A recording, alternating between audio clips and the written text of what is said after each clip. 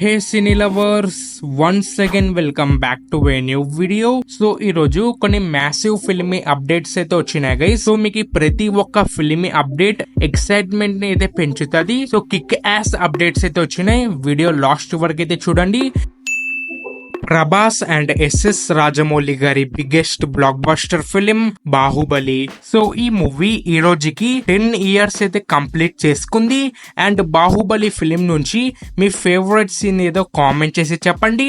And Baahubali 1 and 2 combine చేసి theatres లో release చేయబోతున్నారంట October 31st న. తెలుగు, తమిళ్, కన్నడ, మలయాళం, హిందీ ఈ 5 languages లో. అండ్ ఈ ఫిలిం టైటిల్ వచ్చేసి బాహుబలి ది ఎపిక్ అని అయితే పెట్టినారు ఫిలిం మేకర్స్ వచ్చేసి. అండ్ ఈ ఫిలిం డ్యూరేషన్ వచ్చేసి బాహుబలి 1 and 2 కంబైన్ చేసి రిలీజ్ చేస్తున్నారు కదా.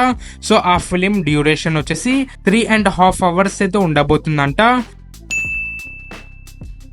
సిద్ధు జొన్నలగడ్డ గారి అప్కమింగ్ ఫిలిం బ్యాడాస్.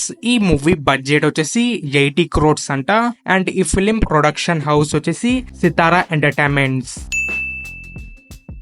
ధనుష్ గారి 54 film directed by Vignesh Raja. So ఈ ఫిలిం షూటింగ్ వచ్చేసి ఈ రోజు అయితే స్టార్ట్ చేసినారంట.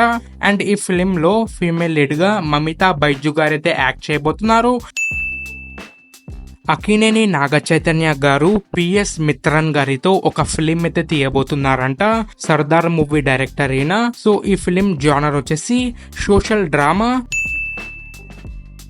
ప్రభాస్ గారి అప్కమింగ్ ఫిలిం ది రాజసాబ్. ఈ మూవీ 90% వరకు షూటింగ్ అయితే కంప్లీట్ అయిపోయిందంట.